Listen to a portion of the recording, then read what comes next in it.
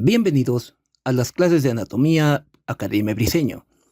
El primer tema del día de hoy es tejidos animales, parte introductoria. Bien, comenzamos con el tema. Definición de un tejido. Un tejido es un conjunto de células que está rodeado por una sustancia a la cual llamaremos sustancia intercelular, también conocida como matriz extracelular. Dicen que las células son el componente vivo de un tejido, mientras que la matriz es el componente inerte. La matriz extracelular contiene dos componentes a su vez, que son el líquido tisular y las fibras.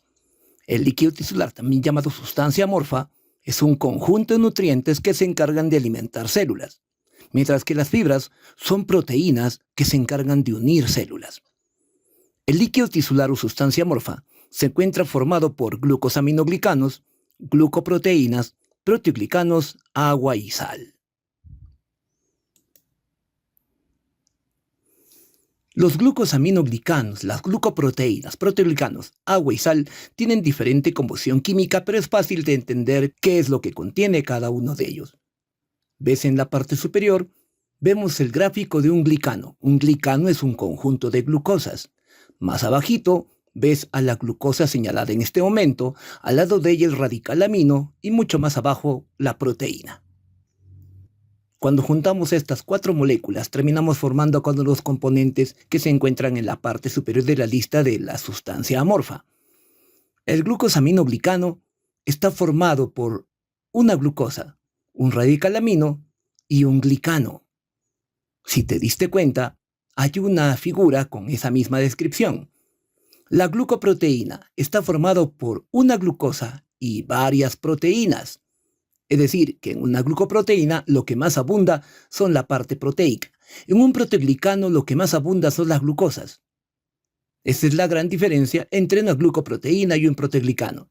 Entonces, en una glucoproteína lo que más abundan son las proteínas y en un proteoglicano lo que más abundan son las glucosas. En el gráfico observamos a las letras A, B y C, señalando a tres grupos de moléculas distintas. ¿Quién sería A? ¿Quién sería B? ¿Y quién sería C? Lo responderemos en unos segundos. A termina siendo una glucoproteína porque tiene más proteína que glucosa. B termina siendo un proteoglicano, ya que tiene un centro proteico pero abundantes glucosas rodeándolo. Mientras que C es un glucosaminoglicano. La unión de glucosa con un radical amino y un glicano en la parte inferior.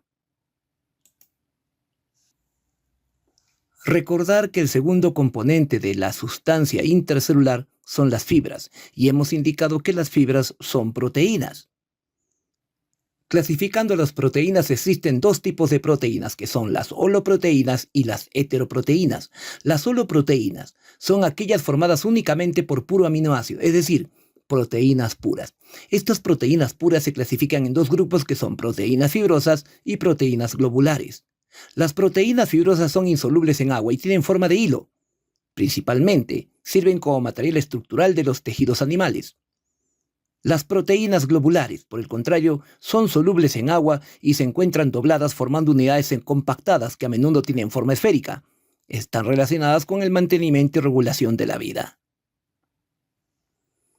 Las proteínas fibrosas, insolubles en agua, más que nada formarán estructuras. Al no ser solubles en agua, resisten a toda combinación con esta.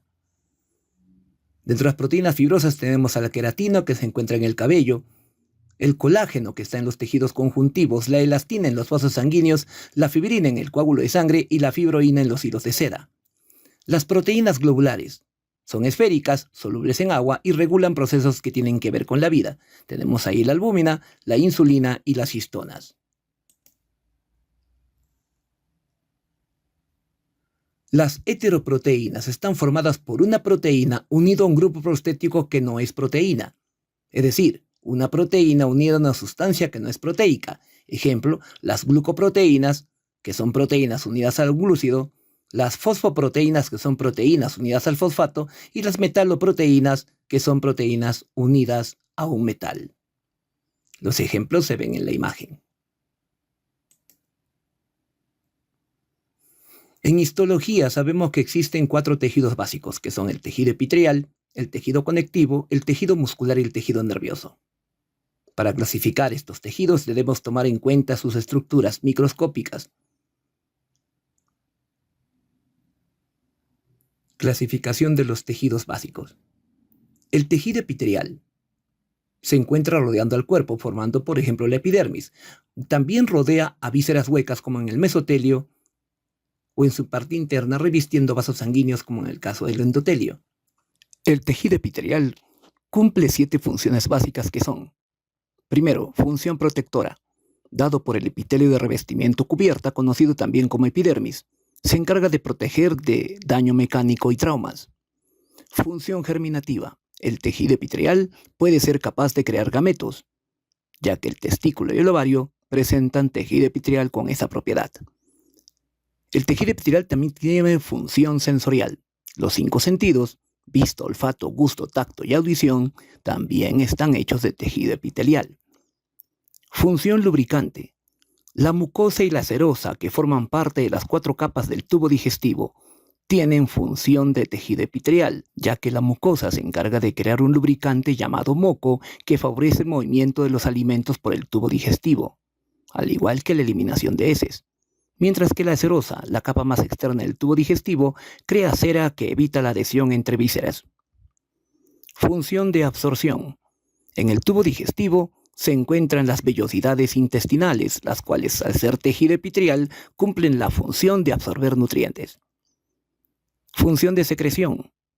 Toda glándula exo o endocrina está formada por tejido epitelial, y todas las glándulas se encargan de liberar sustancias. Secretar significa crear. Función de difusión. Significa que los alvéolos pulmonares, que es el ejemplo de difusión, intercambian sustancias con la sangre mediante un fenómeno llamado hematosis. Ese intercambio de gases se da entre el CO2 y el oxígeno. El tejido conjuntivo también presenta varias funciones. La primera función del tejido conjuntivo es el soporte, ya que mantiene los órganos en su posición correcta, como lo hace, por ejemplo, el tendón al sostener o soportar al músculo.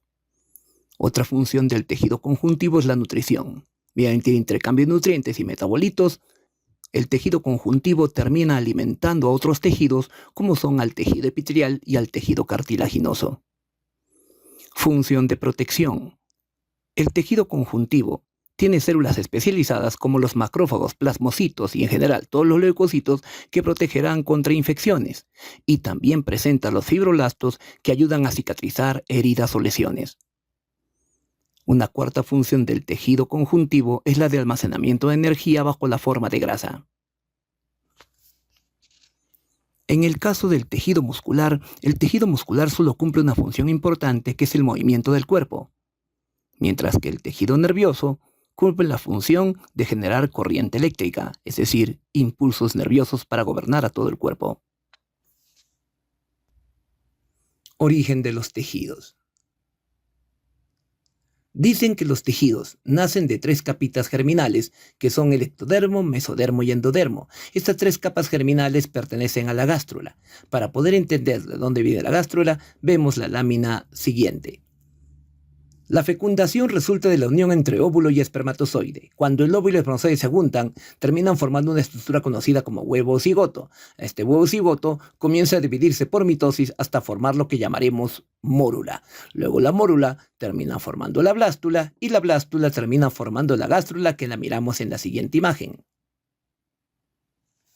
Como indicamos, la gástrula presenta 3 capitas que son ectodermo, endodermo y mesodermo. A estas 3 capitas se le conoce como capas germinales.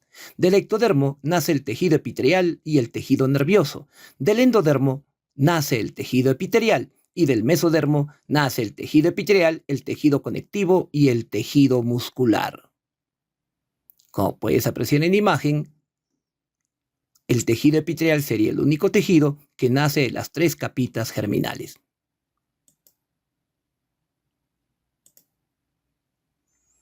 Potencialidad y diferenciación.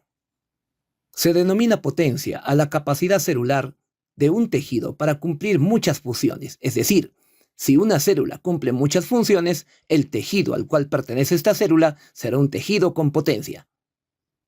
Diferenciación. Es la capacidad que tiene una célula de un tejido de ser especialista para una determinada función. Si la célula se vuelve especialista en una sola función, se dice que ese tejido es un tejido diferenciado. Ejemplos de tejidos con potencia. Sabemos que el tejido epitelial cumple 7 funciones según Seprunza y el tejido conectivo cumple 4 funciones. Si tu tejido epitelial y tu tejido conectivo cumplen varias funciones, quiere decir que el tejido epitelial y conectivo ambos tendrían potencia. Conclusión: los tejidos totipotenciales son el epitelial y el conectivo. Cuando un tejido se vuelve especialista en una función, se dice que es un tejido con diferenciación o un tejido diferenciado. Los dos tejidos diferenciados son el muscular y el nervioso. Recordad que el muscular solo se encarga de generar movimientos, mientras que el nervioso crea impulsos eléctricos. Pero para esa única función, ambos son especialistas. Entonces, los tejidos con potencia son el epitelial y el conectivo, mientras que el tejido diferenciado es el muscular y nervioso. La diferenciación y la capacidad de regeneración celular son inversamente proporcionales. Eso significa que a mayor diferenciación, menor regeneración. Por lo tanto, los tejidos diferenciados tienen la capacidad de cumplir una función en especial, pero no son capaces de reproducirse. En cambio, los tejidos totipotenciales, como cumplen muchas funciones, tienen poca diferenciación y por lo tanto tienen un alto poder de regeneración.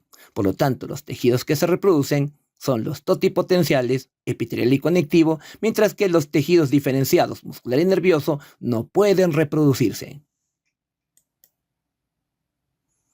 Uniones entre células. En el tejido epitelial, que será el tema de la próxima sesión, sabremos que las células epiteliales se unen entre sí mediante fibras, como lo indicamos en la parte de definición. En el gráfico, podemos observar a una célula epitelial descansando sobre una membrana de color rojo a la cual llamaremos membrana basal. Sin embargo, las células epiteliales se unen entre sí mediante fibras. Estas uniones son las siguientes. Como puedes ver en el gráfico, acabo de eliminar la cara anterior de la membrana celular. Ahora se ve a la célula del tejido epitelial por dentro. Pero lo que importa es la unión de las membranas celulares. Como puedes ver en la imagen, dos membranas de dos células adyacentes están uniéndose entre sí mediante 5 tipos de unión. La primera unión se llama unión estrecha. La segunda, unión adherente. La tercera se llama unión en apertura, también llamado unión gap. La cuarta se llama desmosoma y la quinta se llama hemidesmosoma. Tomar en cuenta que las 4 primeras, unión estrecha, unión adherente, unión en apertura y desmosoma, terminan uniendo 2 membranas celulares de 2 células adyacentes. Sin embargo, el hemidesmosoma une la célula con la membrana basal. Las células se unen entre sí mediante las siguientes uniones intercelulares. Estas uniones hechas por fibras son de 5 tipos. La unión estrecha, que es la unión entre 2 membranas celulares mediante una red de fibras. La unión adherente, que es la unión de 2 membranas celulares mediante cinturones de proteínas. La unión en apertura, también llamado unión gap, que es la unión entre 2 membranas celulares a través de conductos o tubos. Más que una unión, termina siendo una comunicación, ya que por estos tubos terminan intercambiándose sustancias. El desmosoma es la unión de 2 membranas celulares mediante discos proteicos. Estos discos proteicos a su vez se unen con el citoesqueleto de la célula. Y la quinta unión se llama hemidesmosoma. El hemidesmosoma termina siendo la unión entre la célula epitelial y su membrana basal. Está formada únicamente por un solo disco de proteínas. Al igual que su hermano el desmosoma, el hemidesmosoma también se conecta con el citoesqueleto. En este gráfico se ven cada una de estas uniones con mayor detalle. La unión estrecha, por ejemplo, dijimos que está formada por una red hecha de proteínas fibrosas. Esta red de fibras termina formando al final una unión bastante compacta. Pero mucho más fuerte que ella es la unión adherente, que es la unión entre 2 membranas mediante pequeños cinturones formados a su vez por proteínas. Estas proteínas que van a unir a las dos membranas en la unión adherente se van a llamar caderinas. Unión en apertura. Como hemos indicado, la unión en apertura, también llamada unión gap, más que una unión, es una comunicación entre membranas a través de pequeños canales hidrofílicos conocidos con el nombre de conexinas. El desmosoma es la unión de dos membranas celulares mediante discos de color rojo, como se ve en la imagen, de proteínas de adhesión. Estos discos proteicos presentan dos proteínas importantes que son la desmoplaquina y la desmogeína. A su vez, estos discos proteicos terminan uniéndose al citoesqueleto de queratina. Como indicamos, el hemidesmosoma es la unión entre la membrana celular del tejido epitelial con la membrana basal que se encuentra en la parte inferior del tejido. Esta unión, mediante un solo disco, se conoce como hemidesmosoma. Este disco de adhesión tiene desmogleína. Casos clínicos. Existen enfermedades autoinmunes en donde se terminan destruyendo tanto los desmosomas como los hemidesmosomas. Estas enfermedades donde se destruyen los desmosomas y hemidesmosomas se conocen con el nombre de pénfigo.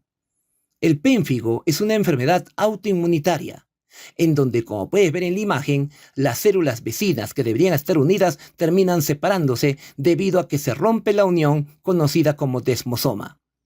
A este pénfigo se le conoce como pénfigo vulgar. Si este pénfigo está muy cerca de las células de descamación, se le conoce como pénfigo foliáceo. Sin embargo, hay otra patología llamada pénfigoide ampular, que es cuando la célula se desprende de la membrana basal. En el pénfigoide ampular se están destruyendo los hemidesmosomas. Por lo tanto, en las enfermedades que causan ampollas o pénfigos, se destruyen dos tipos de uniones, que son los desmosomas, pénfigo vulgar o foliáceo, y el pénfigoide ampular, donde se destruyen los hemidesmosomas. Al ser una enfermedad autoinmune, esta patología se da por la existencia de glóbulos blancos que destruyen a estos enlaces. En el gráfico podemos ver a un paciente con pénfigoide ampular. Al desprenderse la epidermis de la membrana basal, termina formando grandes ampollas en todo el cuerpo, sobre todo en extremidades y tronco. Estas ampollas van a reventar y causarán bastante dolor en la persona. Como enfermedad autoinmune, el tratamiento debe consistir en inhibir a los glóbulos blancos para que las ampollas ya no vuelvan a aparecer.